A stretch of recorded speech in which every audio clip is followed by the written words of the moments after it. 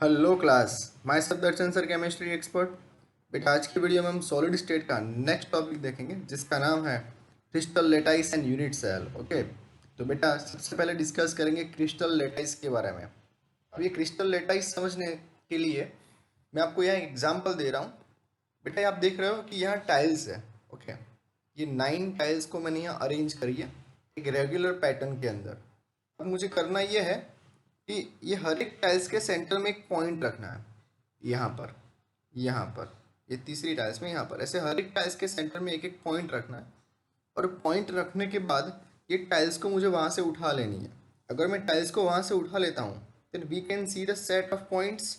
Okay, हमें इस तरह से एक सेट ऑफ पॉइंट्स मिलता है, और यानी मार्क कर दिया है मैंने, और बाद में हमें पॉइंट मिलेगा। तो ये जो हर एक पॉइंट मिला it is known as lattice point. क्या कहेंगे बेटा उसे?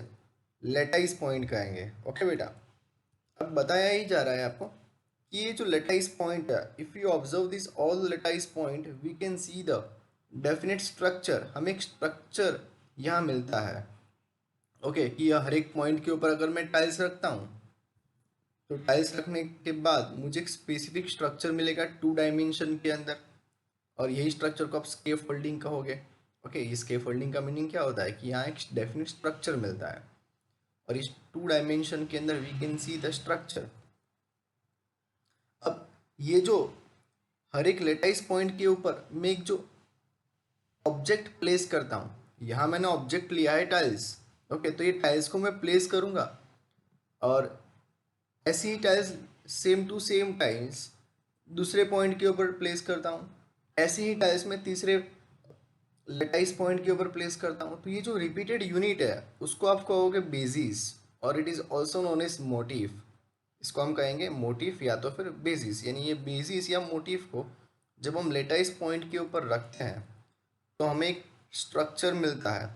ये स्ट्रक्चर को हम बोलते हैं क्रिस्टल स्ट्रक्चर। क्या कहेंगे बेटा? Crystal structure. It is also known as crystal lattice. Okay, और मोटिफ को प्लेस करने के बाद हमें यहाँ एक डेफिनेट पैटर्न मिलती है, एक पैटर्न यहाँ जनरेट होती है। तो ये पैटर्न की यहाँ बात करिए। ओके बेटा, ये केस में क्या किया था हमने? लेटाइस पॉइंट के ऊपर हमने टाइल्स को प्लेस किया। इन प्लेस ऑफ दैट, अगर लेटाइस पॉइंट के प्लेस पर मैं मोलिक्यूल, एटम या आयन को प्लेस करूँ, मोलिक्यूल, एटम या आयन को प्लेस करूँ, तो मुझे मेरा क्रिस्टल स्ट्रक्चर मिलता है या क्रिस्टल लेटाइस मिलता है, एक केमिकल कंपाउंड मिलता है। Okay, and this is known as crystal lattice, is the pattern of point representing the location of this motif. Okay, और ये जो लेटाइस पॉइंट है वो क्या मेंशन करता है? तो मोटिव का प्लेस मेंशन करते हैं कि मोटिव को कहाँ जाना है, कहाँ हम रखने वाले हैं। दूसरी बात यहाँ आपको बताइए कि ये जो लेटाइस पॉइंट है, ये लेटाइस पॉइंट के हिसाब से हमें हर एक मोटिव का लोकेशन मिला, तो साथ में ये भी पता चलेगा कि कौन से टाइप की पैटर्न और कौन सी पैटर्न यहाँ जनरेट होने वाली है। आप यहाँ देखोगे कि लेटाइस पॉइंट की ये जो दो डिफरेंट अरेंजमेंट है, ये दो डिफरेंट अरेंजमेंट से दो डिफरेंट स्ट्रक्चर का फॉर्मेशन होता है। ओके, अगर यहाँ मैं मोटिव को प्लेस करूँगा, यानी यहाँ अभी मेरे पास मोटिव के तौर पर क्या है? टाइल्स। तो यहाँ मैं अगर टाइल्स को प्लेस करता हूँ तो कोई एक पैटर्न मिलेगी, बट ये केस के अंदर अगर मैं टाइल्स को प्लेस करता हूँ तो मुझे दूसरे टाइप की पैटर्न मिलती है। तो इस तरह से डिफरेंट टाइप की जो पैटर्न्स है, ये डिफरेंट टाइप की पैटर्न्स वाले क्रिस्टल लेटाइस का फॉर्मेशन हम कर सकते हैं। बेटा फिर से याद रखो, आपको यहाँ हमने एग्जाम्पल लिया है टाइल्स का, हमें टाइल्स के प्लेस पर क्या रखना है? मोलिक्यूल, एटम या आयन प्लेस करना है। ओके, तो डिफरेंट टाइप के जो क्रिस्टल लेटाइस है वो हमें यहाँ मिलाते हैं। अब आगे देखते हैं, ये जो क्रिस्टल लेटाइस हमें मिलता है उसकी कैरेक्टरिस्टिक्स क्या क्या है। तो देयर आर 3 कैरेक्टरिस्टिक्स। पहली बताइए कि हर एक जो पॉइंट है, ये पॉइंट को आप बोलोगे लेटाइस पॉइंट, आगे देखा था ना बेटा, हर एक डॉट डॉट डॉट, ये हर एक पॉइंट को बोलेंगे लेटाइस पॉइंट। और ये हर एक lattice point one constituent particle represent करता है, वन कंस्टिट्यूएंट पार्टिकल। और ये कंस्टिट्यूएंट पार्टिकल एटम भी हो सकता है, मोलिक्यूल भी हो सकता है, या तो फिर आयन भी हो सकता है। और तीसरा बताया है कि हर एक लेटाइस पॉइंट को अगर मैं स्ट्रेट लाइन से, अगर मैं स्ट्रेट लाइन से कनेक्ट करता हूँ तो एक डेफिनेट जियोमेट्री का फॉर्मेशन होता है। लेटाइस की एक डेफिनेट जियोमेट्री का फॉर्मेशन होता है कि भाई उसका कोई शेप मिलता है। ओके, ऑक्टाहेड्रल, हेक्सागोनल, ऐसे अलग अलग टाइप के शेप हमें मिल आते हैं। तो ये तो हमने बात करी कैरेक्टरिस्टिक्स ऑफ क्रिस्टल लेटाइस की। ओके, अब एक स्टेप आगे जाना है बेटा, यानी यूनिट सेल के बारे में समझेंगे। तो क्रिस्टल लेटाइस के अंदर से ही यूनिट सेल का फॉर्मेशन होता है। किस तरह से होता है बेटा, तो मैं आपको समझाता हूँ। तो ये जो क्रिस्टल लेटाइस है उसका सबसे स्मॉलेस्ट पार्ट, क्रिस्टल लेटाइस का सबसे स्मॉलेस्ट पार्ट जिसके पास पूरे क्रिस्टल लेटाइस की सारी कैरेक्टरिस्टिक्स होती है, वो स्मॉलेस्ट पार्ट को आप बोलते हो यूनिट सेल। जैसे कि ये पूरा क्रिस्टल लेटाइस है, ये हर एक डॉट आप देख रहे हो, उसे हम कहेंगे लेटाइस पॉइंट। ये लेटाइस पॉइंट को मैंने कनेक्ट किया स्ट्रेट लाइन से, तो मुझे एक डेफिनेट जियोमेट्री मिली, एक शेप मिला। अब यही शेप का एक स्मॉलेस्ट पार्ट जिसके पास पूरे क्रिस्टल के जो भी कैरेक्टरिस्टिक्स है वो सारी कैरेक्टरिस्टिक्स ये स्मॉलेस्ट पार्ट के पास है, तो इसे हम कहेंगे यूनिट सेल। जैसे नहीं बोलते बेटा कि कोई भी एटम का सबसे छोटा कोई भी सब्सटेंस है उसका सबसे छोटा पार्ट एटम होता है, तो जो कैरेक्टरिस्टिक सब्सटेंस की होती है वही कैरेक्टरिस्टिक्स एटम की होती है। बस कुछ इसी तरह का एक्सप्लेनेशन यहाँ आपको समझाना है। पूरे क्रिस्टल लेटाइस का सबसे smallest part which having all the characteristics of the crystal lattice, उसे ही हम क्या बोलते हैं, यूनिट सेल। ओके, और ये यूनिट सेल, सारे यूनिट सेल एक दूसरे के साथ इस तरह से अटैच होते हैं कि उनके बीच में स्पेस ना रहे और एक वो डेफिनेट जियोमेट्री का फॉर्मेशन करते हैं। यहाँ लिखा है यूनिट सेल है उस shape such that this fill whole the lattice without leaving space between them, उनके बीच में स्पेस ना हो, इस तरह से वो सारे अटैच हो जाते हैं। तो ये क्रिस्टल लेटाइस आपको यहाँ फिगर आउट किया हुआ है।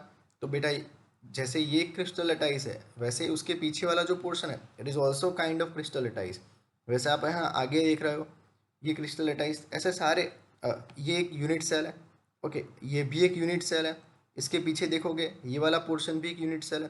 तो ये सारे यूनिट सेल कंबाइन होते हैं, किस तरह से कंबाइन होंगे, without leaving space between them, उनके बीच में कोई भी स्पेस ना रहे, उसी तरह से वो अरेंज हो जाएंगे और ये यूनिट सेल सारे मिलके एक क्रिस्टल लेटाइस का फॉर्मेशन करते हैं। Okay, so it is too easy. अब हम बात करते हैं यूनिट सेल की। तो ये जो यूनिट सेल है, अगर मैं यूनिट सेल को टू डायमेंशन के अंदर इमेजिन करता हूँ, तो टू डायमेंशन के अंदर इमेजिन करेंगे तो एक पैरेललोग्राम बनता है।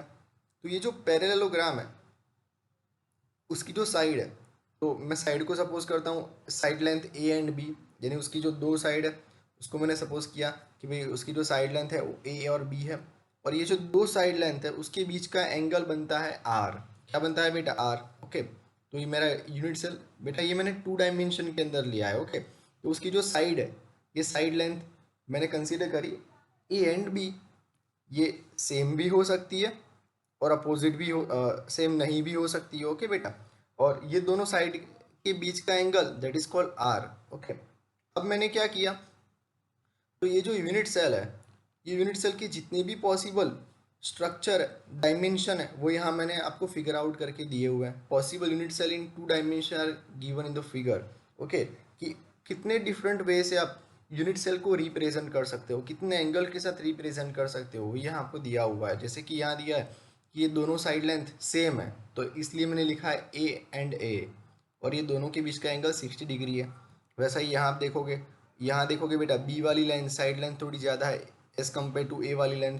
ओके, तो यहाँ स्ट्रक्चर है, एंगल क्या बनेगा 90 डिग्री का। तो सिमिलर वे यहाँ तीसरा स्ट्रक्चर दिया हुआ है। तो ऐसे 5 डिफरेंट डायमेंशन वाले यूनिट सेल दिए हुए हैं।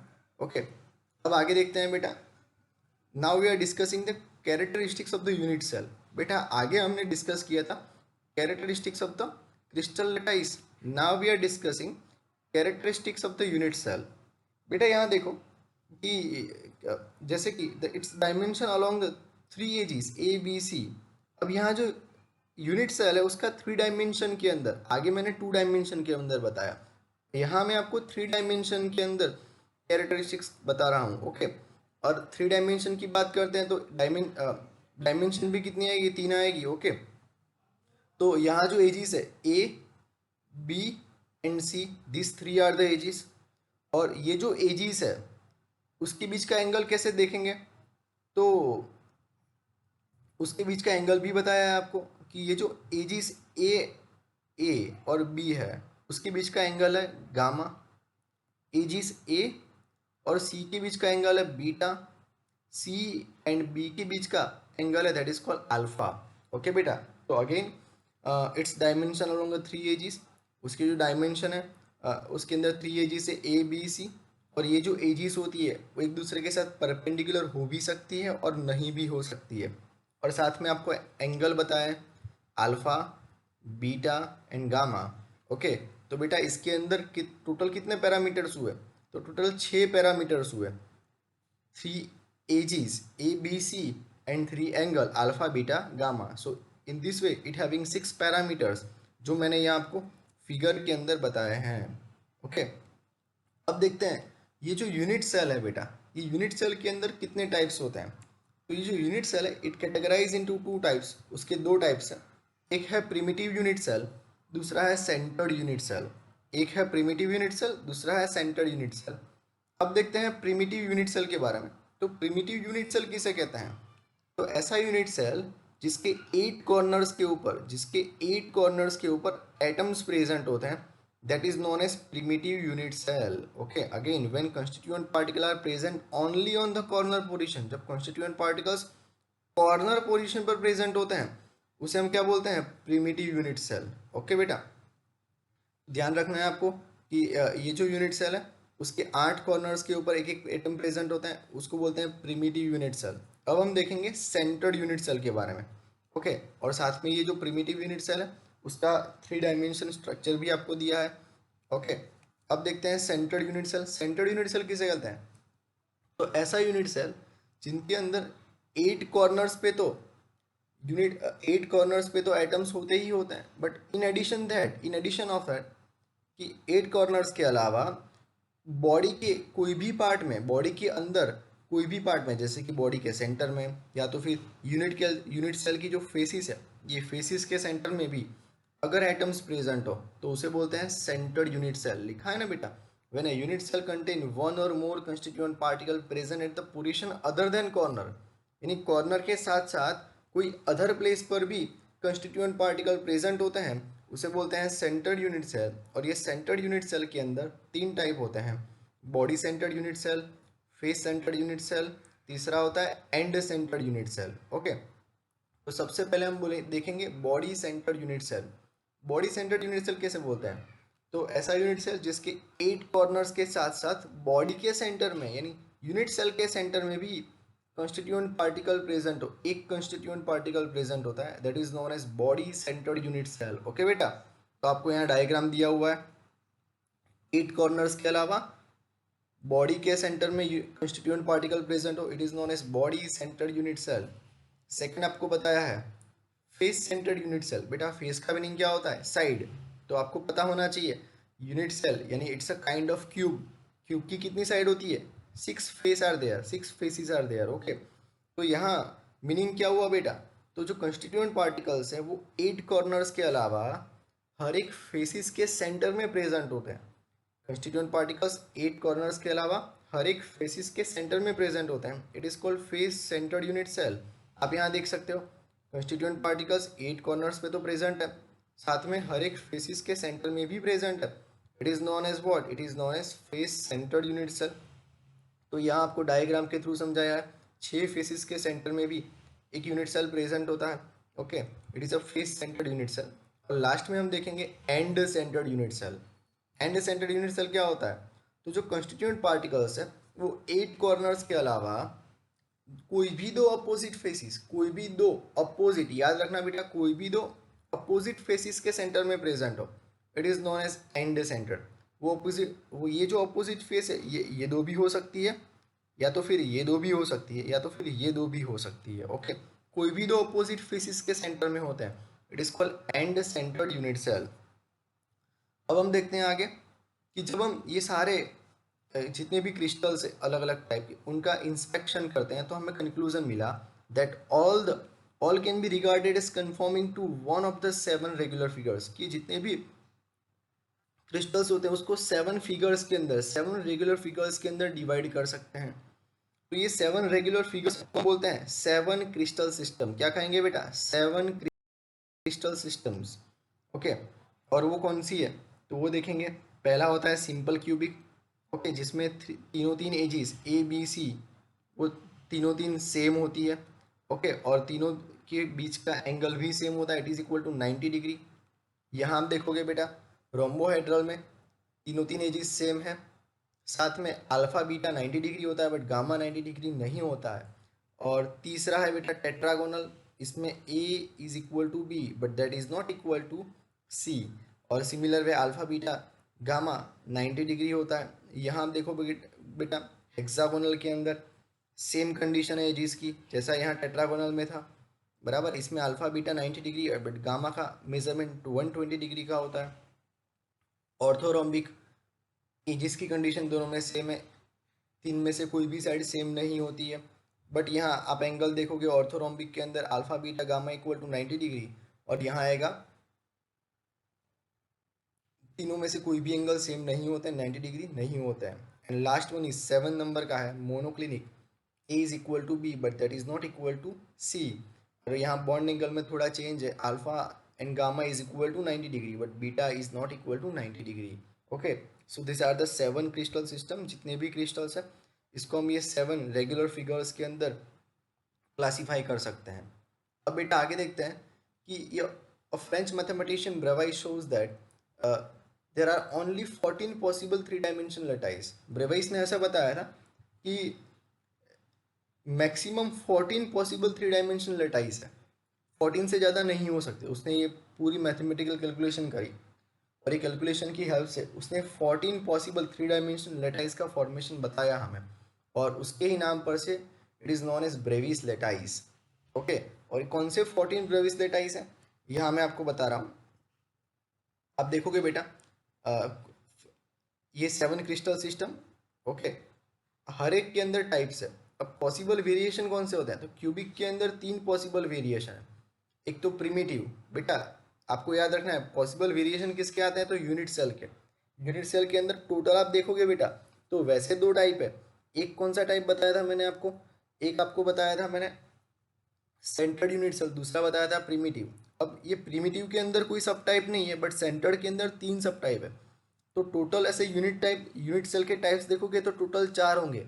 एक प्रिमिटिव होगा, दूसरा बॉडी सेंटर, तीसरा फेस सेंटर्ड एंड चौथा एंड सेंटर्ड। ओके, तो ये 7 क्रिस्टल सिस्टम के अंदर हर एक के अंदर पॉसिबल वेरिएशन दी है कि जैसे कि क्यूबिक सिस्टम है तो वो कौन से यूनिट सेल के अंदर पॉसिबल है, कौन से टाइप के यूनिट सेल के अंदर पॉसिबल है, तो उसके बेसिस पर ये टोटल 14 टाइप्स यहाँ दिए हुए हैं आपको। जैसे कि क्यूबिक सिस्टम है उसके अंदर 3 पॉसिबल वेरिएशन है 4 में से, primitive, body centre, face centre, इसके अंदर एंड सेंटर पॉसिबल नहीं होता है। ओके, सिमिलर है टेट्रागोन, उसके अंदर प्रिमिटिव है, बॉडी सेंटर है।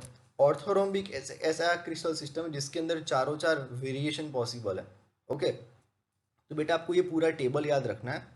ओके, और साथ में खासम खास ये एज लेंथ, एक्शियल एंगल ने एग्जाम्पल बोर्ड की एग्ज़ाम में या तो जो कॉम्पिटिटिव एग्ज़ाम है उसमें हर बार कभी ना कभी इसके अंदर से एमसीक्यू आ ही जाता है। यही टेबल में से ज़्यादातर एमसीक्यू आता है। ओके, तो आप देखोगे बेटा काउंट करोगे 1 2 3 4 5 6 7 8 9 10 11 12 13 या 14, ये 14 ब्रेविस लेटाइस हो गया। वैसे बेसिक क्रिस्टल सिस्टम 7 की है, उसके अंदर पॉसिबल वेरिएशन टोटल कितने होते हैं 14। ओके, इस तरह से 14 ब्रेविस लेटाइस का फॉर्मेशन होता है। और ये कौन से हैं और कैसे याद रखना है, तो ये 14 पॉसिबल ब्रेविस लेटाइस है जो यहाँ आपको डायग्राम के अंदर दिए हुए हैं बेटा। देखोगे क्यूबिक 3 टाइप्स है, मोनोक्लिनिक 2 टाइप, ट्राइक्लिनिक। ओके, जो टेबल के अंदर बताया था उसके शेप यहाँ ड्रॉ करके दिए हुए हैं। आपको क्वेश्चन होगा इसको याद कैसे रखेंगे, तो मैंने आपको यहाँ याद रखने की एक ट्रिक बताई है बेटा। कैसे याद रखोगे, तो बहुत ईजी है बेटा। 7 क्रिस्टल सिस्टम का नाम कैसे याद रखोगे, तो it is see Tom there. तो 7 क्रिस्टल सिस्टम का नाम याद रहेगा यहाँ, सी टॉम देयर, वो टॉम एंड जेरी वाला टॉम आता है ना, बस वही आपको दिमाग में याद रखना है। C Tom there, C means cubic, T means tetragonal, O means orthorhombic, M for monoclinic and there में टी आता है ट्राइक्लिनिक का, एच आता है हेक्सागोनल का एंड आर आता है रोम्बोहेड्रल का। ओके, अब बेटा ये एज लेंथ कैसे याद रखोगे? तो यही सीक्वेंस में याद रखनी है। देखो बेटा, एक इसके अंदर भी ट्रिक है। ये जो क्यूबिक एंड रोम्बोहेड्रल है, यानी पहला और छेला, वो दोनों का एज लेंथ सेम है। Got it? सिमिलर वे यहाँ जो सेकेंड है एंड यहाँ जो सेकेंड लास्ट है, वो दोनों का एज लेंथ सेम है। दिख रहा है बेटा आपको? दिखना है यहाँ। Okay, similar way. अब बाकी कितने बचे? 4 आ गए, 3 बाकी, तीनों तीन का सेम, वो साथ में रखे, ऑर्थोरोम्बिक, मोनोक्लिनिक, ट्राइक्लिनिक। ओके, वैसे ही एक्सियल लेंथ, एक्सियल लेंथ में पहले तीनों तीन का एक्सियल एंगल सेम है, देख सकते हो आप बेटा। ओके, तीनों तीन का सेम है 90 degree, alpha beta gamma 90। Similar way जो चौथा होता है मोनोक्लिनिक, उसमें अल्फा गामा 90 है, beta is not equal to 90। और ट्राइक्लिनिक, ट्राइक्लिनिक है, ट्राइक्लिनिक तो तीनों तीन 90 नहीं है, वो ना बोल रहा है, ट्राइक्लिनिक तीनों तीन 90 नहीं है। हेक्सागोनल, इसमें अल्फा बीटा 90 है बट गामा 120 है। तो आप ये दोनों मोनोक्लिनिक हेक्सागोनल याद रखो। मोनोक्लिनिक में अल्फा गामा 90, हेक्सागोनल में अल्फा बीटा 90। ओके, और लास्ट वन इज रोम्बोहाइड्रल, इसके अंदर आपको बताया अल्फा बीटा 90 है but gamma is not equal to 90। Okay, अब आपको ये समझना है ये पॉसिबल वेरिएशन कैसे याद रखोगे। तो पहले तो सीक्वेंस फिक्स कर लो दिमाग में। प्रीमिटिव, बीसी का मीनिंग बॉडी सेंटर, एफसी का मीनिंग फेस सेंटर, ईसी का मीनिंग एंड सेंटर। ओके, आपको ये डिजिट याद रखना है। कौन सा डिजिट? 3 का 2, 4 का 2। 3 का 2 का मीनिंग क्या होता है? 3 का मीनिंग क्या होता है? तो क्यूबिक के अंदर 3 पॉसिबल वेरिएशन है। कौन से 3? तो जो पहले आते हैं ये 3, प्रीमिटिव, बीसी, एफसी। 3 का 2, 2 मीन्स टेट्रागोनल के अंदर 2 पॉसिबल वेरिएशन है। और बाद में आता है सीक्वेंस में 4, 4 मीन्स ऑर्थोरोम्बिक में 4 पॉसिबल वेरिएशन है। 4 का 2, 4 के बाद आता है 2, तो मोनोक्लिनिक के अंदर 2 है, बट इसमें आपको एक्सेप्शनल केस के तौर पे याद रखना है। दूसरा कौन सा आएगा? ईसी के अंदर, यानी एंड सेंटर। बाकी हम अगर हम बोलते हैं 3 का 2, तो पहले ही 3 लेने हैं। 2 बोलते हैं तो पहले ही 2 लेने हैं। 4 बोलते हैं तो पहले ही 4 लेने हैं। और मोनोक्लिनिक के अंदर 2 लेने हैं, बट दूसरा कहाँ आएगा? ईसी के अंदर। और यहाँ आपको देखना है बेटा, बाकी के जो 3 केस है वो तीनों 3 किसके अंदर? प्रीमिटिव आता है, यानी प्रीमिटिव तो सारे के अंदर आता है। जो याद रखना है वो आपको यही याद रखना है। ओके, और आपको इसके अंदर एग्जाम्पल आपको अपने वे से लर्न करने पड़ेंगे। तो टेबल इस वे से आप 4-5 बार लिखोगे तो आपको इजीली याद रह जाएगा। बट याद रखना बेटा, इसके अंदर से बहुत बार VASQ, MCQ बोर्ड की एग्ज़ाम में, कॉम्पिटिटिव एग्ज़ाम में पूछे गए हैं। तो ये टेबल खासम खास याद रखो, ये टेबल आपको बहुत सारे मार्क्स दिलवाएगा। ओके बेटा, सो मिलते हैं नेक्स्ट वीडियो के अंदर। लाइक करो, शेयर करो, सब्सक्राइब करो। Thank you.